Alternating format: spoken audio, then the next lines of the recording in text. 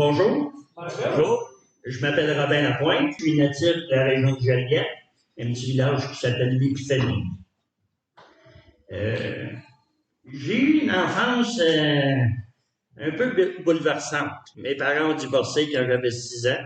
Ma mère est assez courageuse. Elle a élevé 700 ans par elle-même.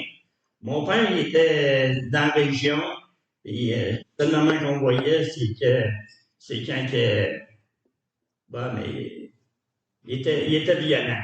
Et on y écoutait. C'est les seuls souvenirs que j'ai de lui. De toute mon enfance,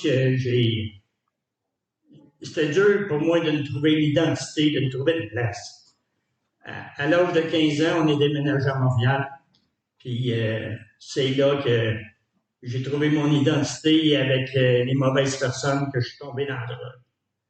Puis jusqu'à l'âge de 20 ans, matin et soir, ça me prenait mon petit joint, puis ça me prenait ma gang pour m'identifier.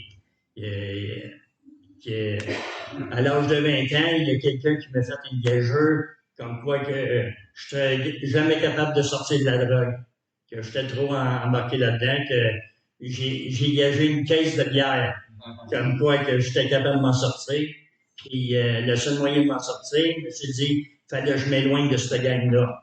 Puis c'est là que je me suis envolé dans les forces armées canadiennes. Puis je suis parti pour Halifax. J'ai complètement sorti des drogues, mais je suis tombé dans la boisson. La boisson était pas chère, c'était bateau. C'était 50 cents la bière, puis 20 cents l'once de fort. Puis je me suis mis à boire, puis à boire, puis à boire. Toujours essayer de trouver mon identité. Puis après 3 ans, je suis sorti des forces armées canadiennes. Je suis retourné à Montréal, puis j'ai commencé à étudier dans la cuisine, puis à me lancer dans le monde de la cuisine, mais toujours en buvant, puis au point qu'en 97, j'avais tout perdu, puis je me suis retrouvé avec rien. Qu'est-ce que tu fais quand tu te retrouves avec rien? Mais tu retournes chez maman. Puis j'ai retourné chez ma mère, puis j'ai essayé de me débrouiller.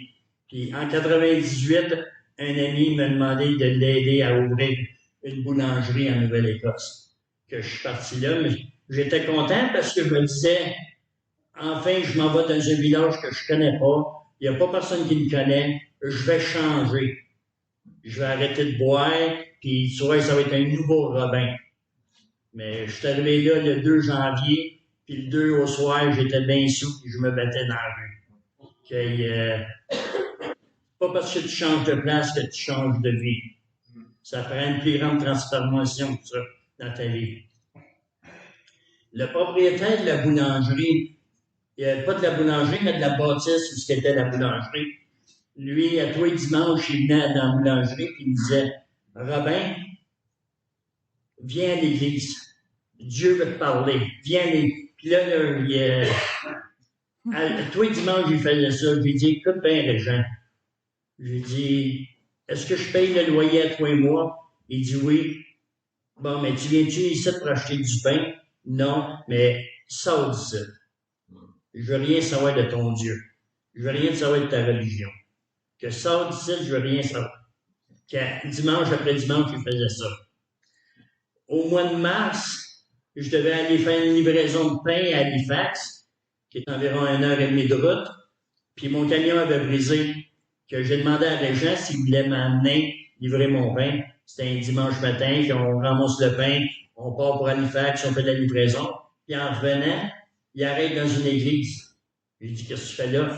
Mais il dit, c'est dimanche. Moi, le dimanche, je vais à l'église. Ben, je lui dis, OK, vas-y, je vais t'attendre dans l'auto. Je suis capable d'attendre une demi-heure, 3/4 d'heure. Ah, il dit, c'est Robin, il dit, le service, il est 3 heures. 3 heures. Quelle sorte de malade qui va à l'église pendant 3 heures? Mais il dit, moi, mais il dit, Robin, ici, c'est la plus grosse église des Maritimes. Il dit, c'est pas pantoute comme l'église catholique. Tu vas voir, tu vas aimer ça. Il dit, OK, les gens, je vais y aller, mais cœur-moi pas, hein. Que je suis rentré, c'est vrai, la place était pleine. puis la musique, puis il y avait des petites filles avec les bâtons puis des rubans, ça dansait, puis moi j'étais messé, puis vu que c'était quand même assez bien, mais moi, j'ai travaillé toute la nuit à faire le pain, que ça n'a pas été long, je me suis endormi, puis j'étais bien parti dans le monde merveilleux de Romain. Puis, la dernière affaire qu'il a fait, il y a quelqu'un qui me tape sur mon épaule, puis là, je me réveille, je lui dis, qu'est-ce que tu veux? Il dit, mon ami, le pasteur veut savoir si tu veux accepter Jésus comme ton maître et sauveur. Là, je quoi? Il dit, mon ami, j'ai dit, écoute-moi bien, toi, là. Tu veux un ami, là, va donc t'acheter un chien. Que là, je me suis levé, puis j'étais en colère, je suis sorti de l'église, là, comme une personne enragée. Puis dans l'auto, en s'en allant, je frappais sur le dash du char, puis je disais à Régent, tu me refais ça encore tout mon sale, puis je vais te battre, puis je lâchais pas, puis tout le long, pendant 1 heure et demie, jusqu'à Lunenburg, au village où je restais, puis j'étais en colère. Pendant 3 mois environ, Régent ne m'a pas achalé. Il a fallu que je cours après pour payer mon loyer. Il m'a amené en fin juin, début juillet, il est retorti à Boulanger. Puis, en rentrant, il dit, je m'en fous, qu'est-ce que tu vas me faire? Dieu veut te parler, puis il faut aller à l'église. Je lui dis, écoute bien, Régent, on va faire une affaire. La journée, là, qui a la plus belle fille de la Nouvelle-Écosse, rentre ici dans la boulangerie, là, je vais y aller. Mais je lui dis, ça n'arrivera pas parce que les filles sont laides. Il n'y a rien de plus beau qu'une belle Québécoise. J'ai dit, ça n'arrivera pas parce qu'ils sont laides. Ben, il dit, ouais, c'est normal, qu'est-ce que tu dis? Puis si t'aimes pas l'oreille, tu vas dire qu'elle est laide. Si t'aimes pas la grosse orteil, tu vas dire qu'elle est laide. Si t'aimes pas le nez, tu vas dire qu'elle est laide. J'ai dit, ouais, t'as peut-être raison. Ah! J'ai dit, ça fait 6 mois que je suis ici, là.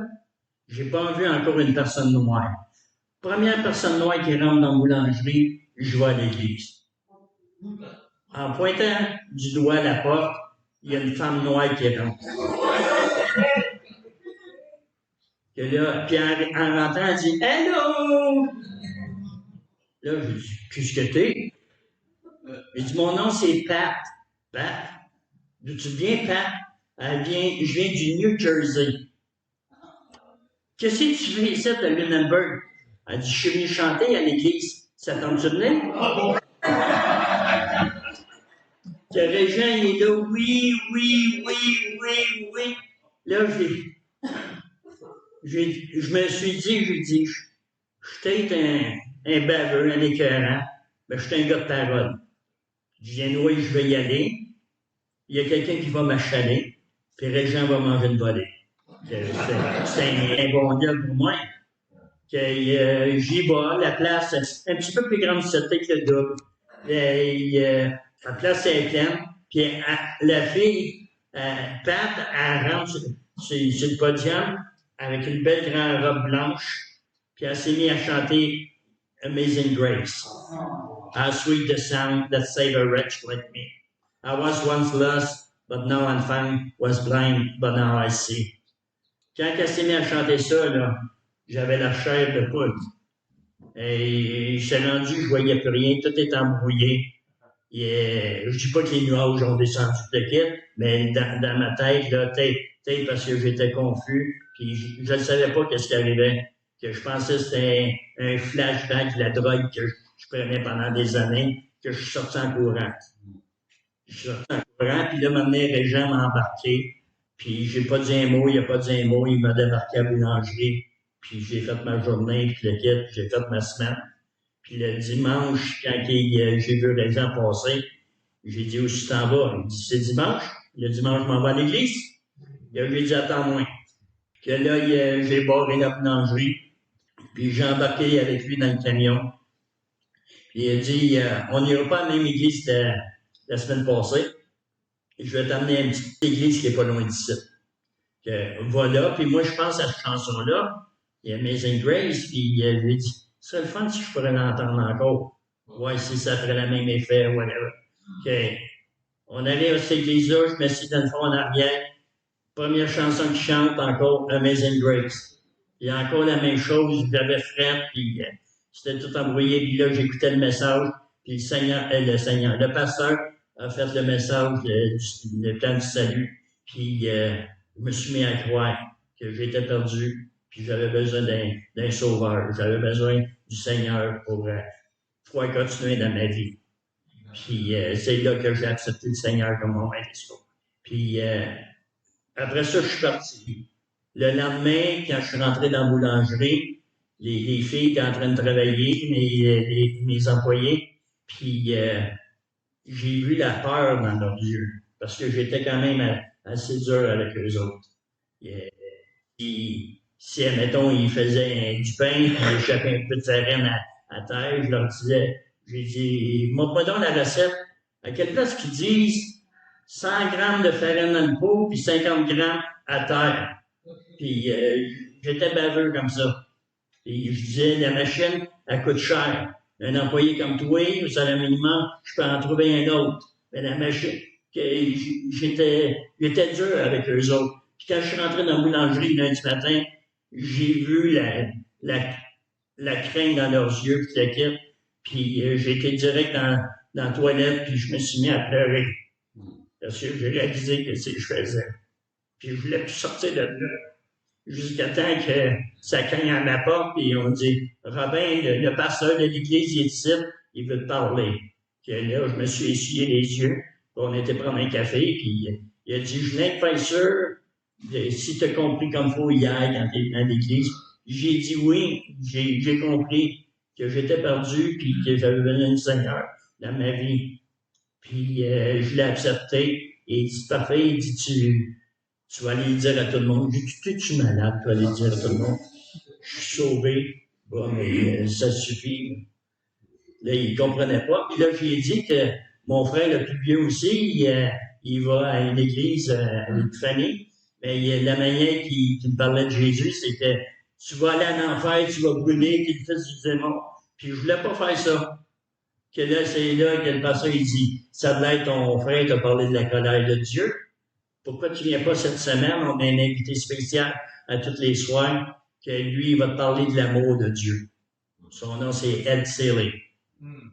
Puis là, que j'ai été lundi soir, j'étais assis en arrière, puis il parlait de l'amour de Dieu, qu'est-ce que Dieu faisait pour nous autres dans notre vie. Puis là, le mardi, j'étais assis un petit peu plus proche, le mercredi un peu plus proche, puis le vendredi, j'étais assis en avant. Puis je l'écoutais.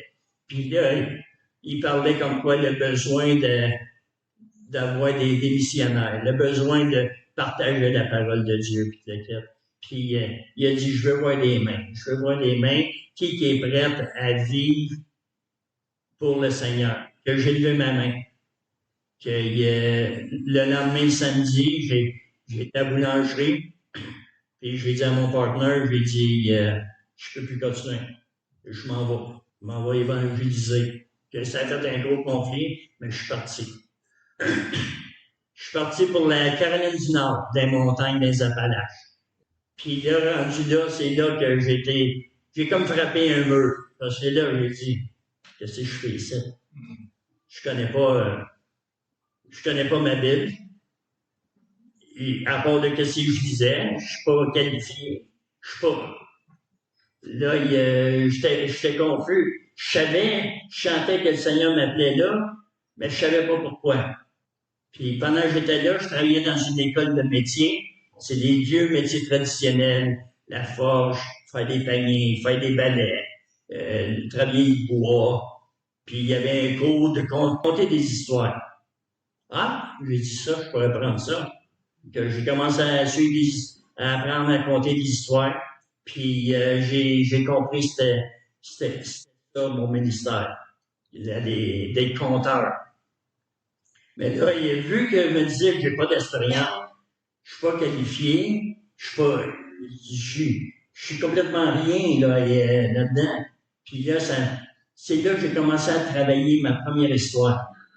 L'histoire s'appelle pas Tommy, excuse, mon cousin Vincent.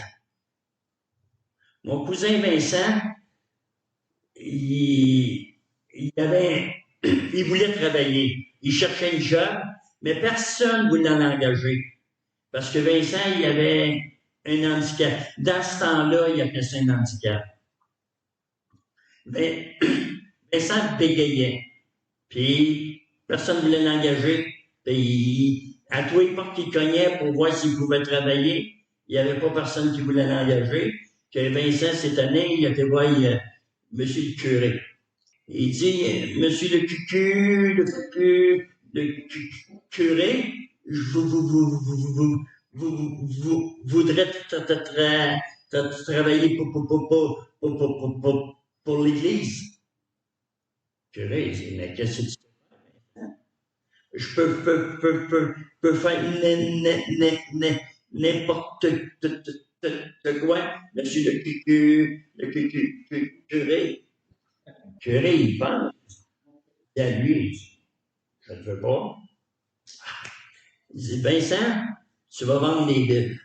Je vais te donner 6 Bibles. Mais que tu les aies vendues dans 1 an ou 2, tu viendras me voir, puis je t'en donnerai d'autres. Que Vincent prend les 6 Bibles, puis il s'en va. Le curé, il s'est dit, enfin, je ne le verrai plus pendant au moins 2 ans. Le lendemain, Vincent revient voir le curé, il dit, monsieur le curé, avez-vous d'autres Bibles? Il dit, qu'est-ce que tu as fait avec les 6 Bibles que je t'ai données hier? Je les ai vendues, monsieur le curé. Wow! Écoute, je vais t'en donner 12. Prends ton temps. Dans 1 an ou 2, tu viendras me voir, puis m'en donner d'autres. Le lendemain, mon cousin Vincent retourne à l'église. Monsieur le curé, avez-vous d'autres Bibles? Non. Dis-moi pas, t'as vendu ces 12-là aussi? Oui, monsieur le curé. Et il dit, moi, Vincent, il y a quelque chose que je ne comprends pas. Moi, en tant que curé, si j'en vends une par année, c'est beau. Puis toi, 18 en 2 jours, dis-moi ton secret. Il dit, c'est facile, monsieur le curé. Je vais gagner au papa, puis je leur dis que je vends des Bibles, puis là, je leur demande, veux-tu n'acheter une ou tu veux que je la lise?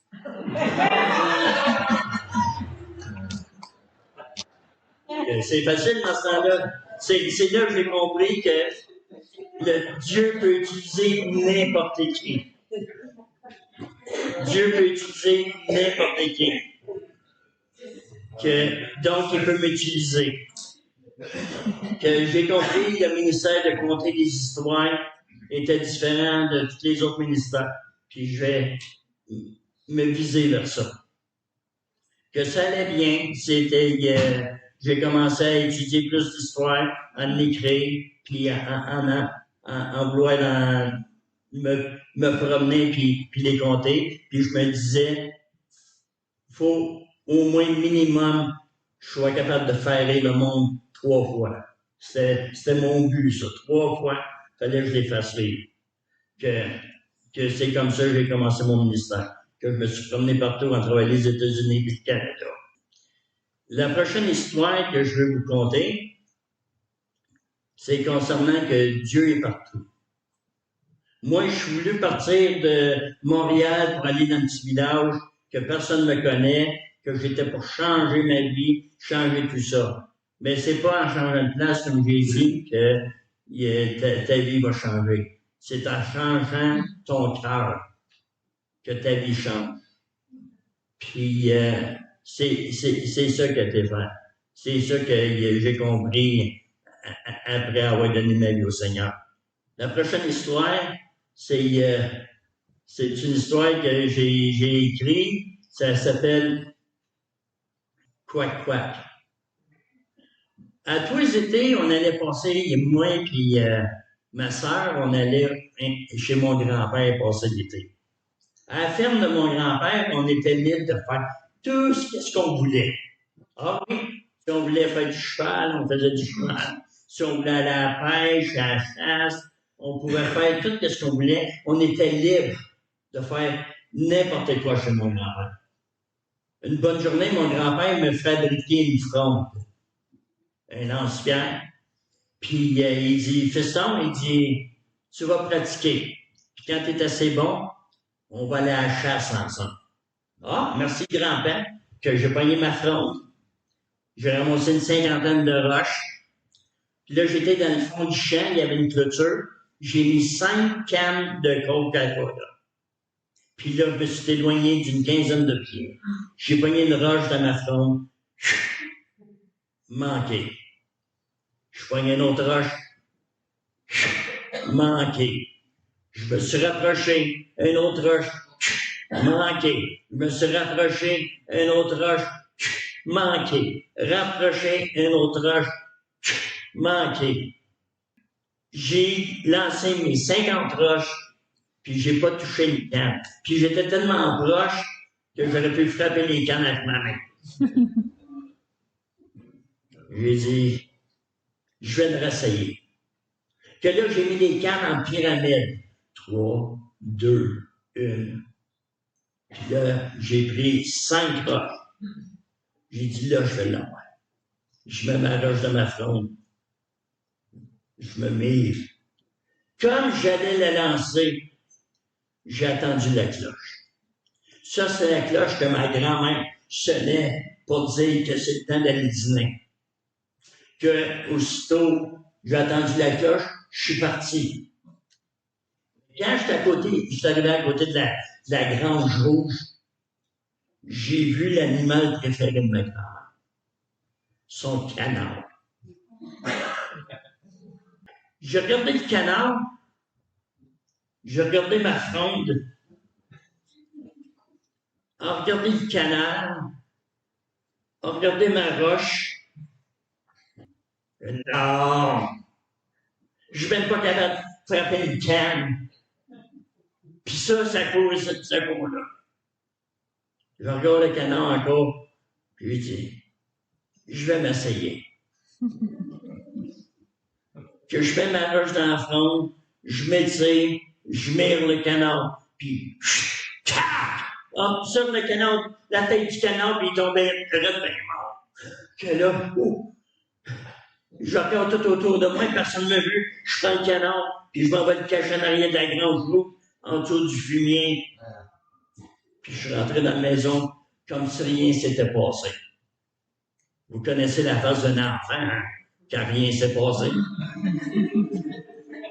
Que je rentre dans la maison, m'assieds autour de la table, puis je commence à manger.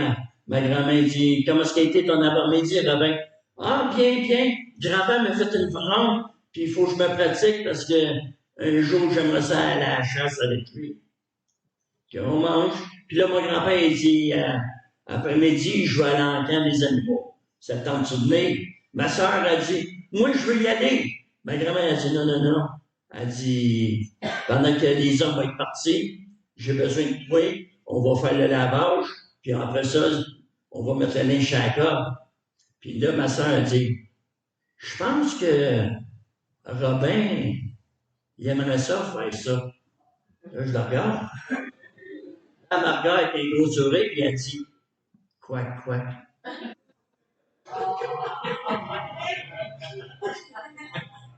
Là, je viens d'apprendre que ma sœur le sait. J'ai dit, oui, grand-mère, j'aimerais ça faire ça. Alors, on ne sait jamais, un jour, mon appartement, m'envoie une femme, m'a dit que j'aimerais ça faire. Que ma sœur est partie avec mon grand-père, un enfant, puis moi, on a fait la vaisselle, on a fait la lavage, puis j'étais étendu sur sa corde. Là, le souper est arrivé, puis après le souper, mon grand-père aime ça aller dehors, fumer sa pipe, puis parler des choses qu'il ne connaît pas. Mais moi, j'aime ça être avec lui. M'essayer d'écouter que ma sœur a dit qu'elle veut venir. La mère a dit, non, non, non, non. C'est ton frère et moi, on a fait le lavage aujourd'hui. Que là, ça va être à toi, à le rentrer, à le plier, puis à le serrer. Elle dit, je pense que Robin aimerait ça faire ça. Là, elle me regarde, puis elle dit, quoi? Oui, grand-mère, j'aimerais ça faire ça. Que là, ma soeur était dehors, puis moi, j'ai aidé ma grand-mère. Au début, je vous ai dit, hein, on était libre de faire tout ce qu'on voulait. J'étais plus libre. Parce qu'à chaque fois que j'entendais quoi, j'étais obligé de travailler. Que pendant 2 semaines, à chaque fois que j'entendais quoi, j'étais obligé de travailler. J'étais plus capable que j'étais voir ma grand-mère. J'ai dit, grand-mère, faut que je te dise de quoi. L'autre jour, là, accidentellement,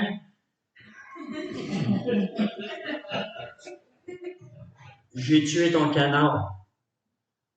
Ma grand-mère m'a regardé avec un cœur de grand-mère. Elle dit, je le sais. Tu le sais?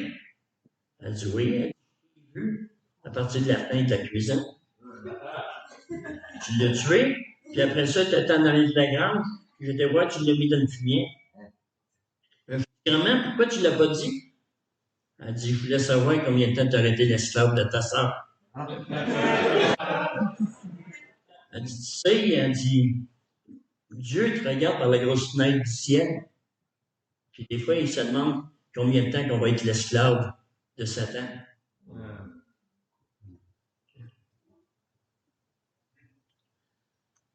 Dieu sait tout. Depuis le commencement, avant même qu'on soit au monde. Il sait tout sur nous autres. Il savait même quand on était pour être au monde, combien de temps qu'on va vivre, jusqu'à temps qu'il nous appelle. La prochaine histoire que j'aimerais vous conter, ça s'appelle Le témoignage de Jacob. Bonjour. Bonjour. Je m'appelle Jacob. Je suis un marchand de clous. Oui, je vends des clous. Je vends des gros clous, des petits clous, des clous pour le bois, des clous pour la pierre. Je vends même des petits clous en or. Vous pouvez trouver toutes sortes de clous que vous voulez chez Jacob, le marchand de clous. Oh, non seulement je les vends, mais je les fais aussi. Mes clous, c'est les meilleurs au monde. Mais il y a une chose que je dois vous dire, il y a un clou que je fais plus, que je vends plus. Ça, c'est les clous de crucifixion. Oh non. Vous voyez, j'ai déjà été le marchand de clous pour l'armée romaine. Ma spécialité, c'était les clous de crucifixion. Ces clous-là devaient être parfaitement lisses. Parce qu'ils viennent ici, entre ces deux os-là. Puis direct là, il y a une artère, puis une veine majeure. Puis s'il y a des encoches sur le clou, ça va déchirer la veine, puis causer la personne de vider son sang trop vite, puis en mourir. Mais les soldats romains ne veulent pas ça. Ils veulent une mort lente et agonisante. Ils disent c'est plus fort. Au printemps passé, il y a un centurion romain qui est rentré à grande vitesse dans ma boutique, puis il a dit qu'il avait besoin de 9 clous de crucifixion. Parce qu'il y avait une crucifixion de dernière minute qui était pour arriver à la fin de la journée. Que je me suis dépêché à regarder partout, mais je n'avais pas. Mais j'ai promis que j'étais pour les faire, puis les amener directement sur le site. J'aime pas vraiment les crucifixions. Je trouve ça trop violent. Puis, avec la vue du sang, je sais pas. Mais, fallait que je les fasse parce que les Romains, c'est mes meilleurs clients. Que je les ai faits. Puis, je suis parti pour Golgotha. Pour livrer mes clous. Quand je suis arrivé là, il fallait que je me batte pour essayer de passer en travail de la foule. J'ai jamais vu une foule ça, en colère qui criait. Jamais vu ça de ma vie. Je voulais pas rester là. Hein. Oh non. La seule affaire que je voulais faire, c'était livrer mes clous puis retourner chez nous. J'ai finalement vu le centurion qui était venu dans ma shop, que j'ai été porter mes clous, j'ai donné, comme je suis retourné de bord pour partir, c'est là que j'ai vu qu'est-ce qui attirait l'attention de la foule. C'était le prophète de Nazareth.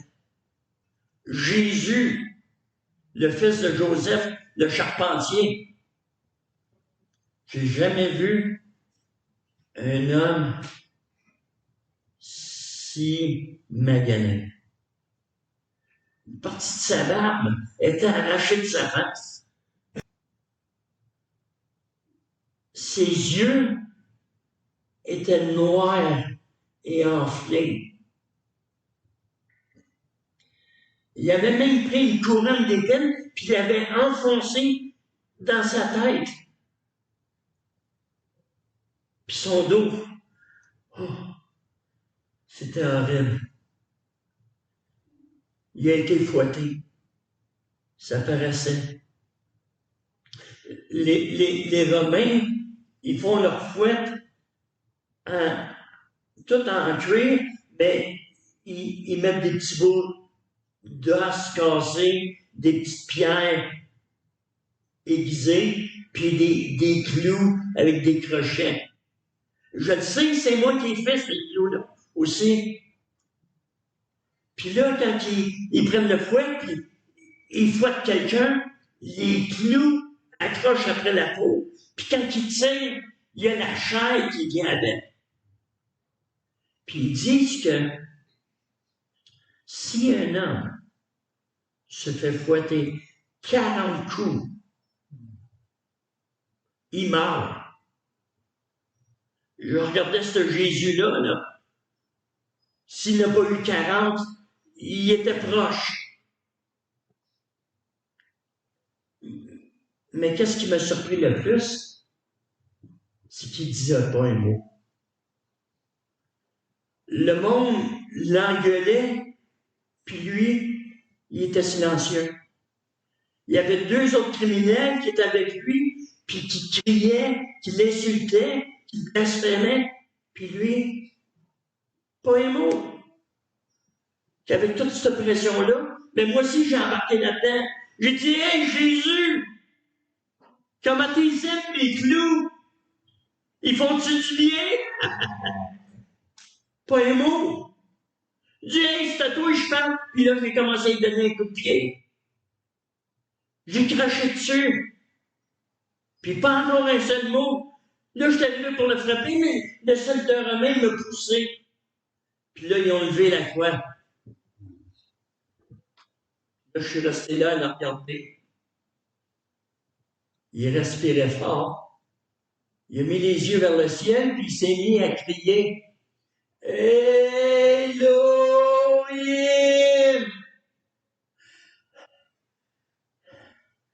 Elohim!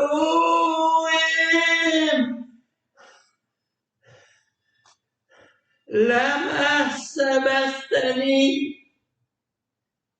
Ce qui veut dire « Père, Père, pourquoi m'as-tu abandonné? » Ensuite, il s'est mis à me regarder, puis il a dit, Père, pardonne-leur. Ils ne savent pas ce qu'ils font. Puis il a donné son dernier souffle. Mes jambes sont devenues tellement molles que je suis tombé sur mes genoux. Pendant des heures, je n'étais pas capable de bouger. C'est là que j'ai réalisé, c'est pas mes clous qui le tenaient là, ça la croix. C'est pas mes clous. C'est son amour pour moi. C'est pas mes clous qui le tenaient là, ça la croix. C'est son amour. Pour vous autres, c'est pas mes clous. Corps brisé, sang versé sur la croix du mont Calvaire, prix est payé, et je suis libre, juste parce que il est mort pour moi, et il n'y a rien d'autre à dire, et il n'y a rien d'autre à faire, corps brisé, sang versé sur la croix du mont Calvaire, prix est payé, et je suis libre, juste parce que il est mort pour moi. J'aimerais vous conter une dernière histoire. Tommy, c'était un enfant de 10 ans. Tommy restait chez sa grand-mère en ville, puis une journée, il était dans le coin arrière, puis il ramassait des planches. Il a décidé de se construire un beau voilier. Il avait tout fabriqué, il avait installé un bras, il avait utilisé des vieux draps de sa grand-mère pour faire les voiles. Il l'avait peinturé tout blanc avec une belle ligne de flottaison bleue. Puis en arrière, il avait écrit Tommy. Ah, il était fier de son bateau. Il aimait son voilier. Mais là, il ne sait pas si ça flotte, qu'il a décidé d'aller au centre-ville où il y avait un lac, une voile, pour essayer son voilier, qui a attaché une ficelle d'environ 20 pieds après son voilier, puis il était au lac, il a mis le voilier dans l'eau, le vent a soufflé dans les voiles, puis le voilier est parti. Wow! Le voilier, là, il est arrivé au bout de la corde, il a tiré la ficelle, l'a ramené, puis l'a laissé repartir. Pendant que Tommy s'amusait à regarder son voilier, puis à le faire voyager comme ça, il a entendu un son qu'il connaissait très bien. Il se tourne de bord, c'est un camion de pompiers. Il voit qu'il y a un gros feu. Tommy, il aime voir les pompiers au travail. Il est parti en courant, puis il a été voir le feu. Quand il est arrivé à côté, il y avait les camions de pompiers, la police qui avait mis des barricades, puis les pompiers qui rentraient dans le bâtisse, puis ils essayaient d'éteindre le feu. Puis, Tommy, il était tellement excité par ça.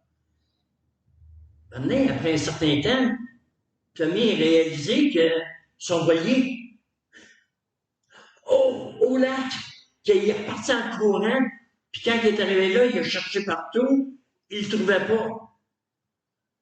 Tommy a perdu son voilier. On est chez eux en pleurant. Couple de jours plus tard, il se promenait en ville, puis il est arrivé devant un magasin de gage, puis il a vu son voilier dans la vitrine. Qui est rentré en courant dans le magasin, puis il a touché son voilier. Il dit, monsieur, il dit, c'est mon voilier. C'est moi qui l'ai fait. Je peux-tu l'avoir, s'il vous plaît? Le monsieur, il dit, oui, tu peux l'avoir. Pour 5 piastres. Mais tu comprends pas, c'est à moi. C'est moi qui l'ai fait. Il dit, tu peux dire qu'est-ce que tu veux. Si tu le veux, le voilier, c'est 5 piastres. Mais c'est marqué Tommy, c'est moi Tommy. Écoute, garçon, le voilier peut être à toi si tu veux, pour 5 piastres. Tu comprends pas, puis il est parti en courant. Parce que là, Tommy était triste, parce que il a vu son voilier, il a touché son voilier, mais il pouvait pas l'avoir, parce qu'il n'y avait pas le 5 piastres. Il est rentré dans sa chambre, pleuré, savait pas quoi faire. Puis là, il a regardé vers le ciel, parce que sa grand-mère disait tout le temps, prie à Jésus, puis Jésus va répondre à ta prière. En levant les yeux pour prier, derrière sa tablette, au-dessus de la porte, il y a son petit cochon, sa petite banque. Que Tommy, il a sauté sur le lit, sauté sur le bureau, il a donné un coup sur sa petite banque, il est tombé à terre à causer. Là, il y avait plein d'argent. Il s'est mis à compter, puis il y avait 5 piastres. Là, il est parti en courant au magasin. Il dit, monsieur, j'ai 5 piastres, j'ai 5 piastres. Je peux-tu avoir mon voilier, s'il vous plaît? Je peux-tu avoir mon voilier? Que le monsieur commence à compter. Il dit, oui, garçon, tu as 5 piastres là. Le voilier, il est à toi. Ah, Tommy. Il est arrivé, il a pogné le voilier. Il l'a serré dans ses bras. Puis il a dit, t'es à moi. T'es à moi 2 fois. La première fois parce que je t'ai faite. La deuxième fois parce que je t'ai racheté. C'est ça que Dieu a fait. Hein? Il nous a créés, il nous a fait. Mais à cause que la nature du péché dans notre vie, dès notre naissance, on grandit comme pécheur. On n'enseigne pas à un enfant à mentir. Un enfant ment tout ça. On va à l'épicerie, puis on voit des raisins, on en prend un sans la permission.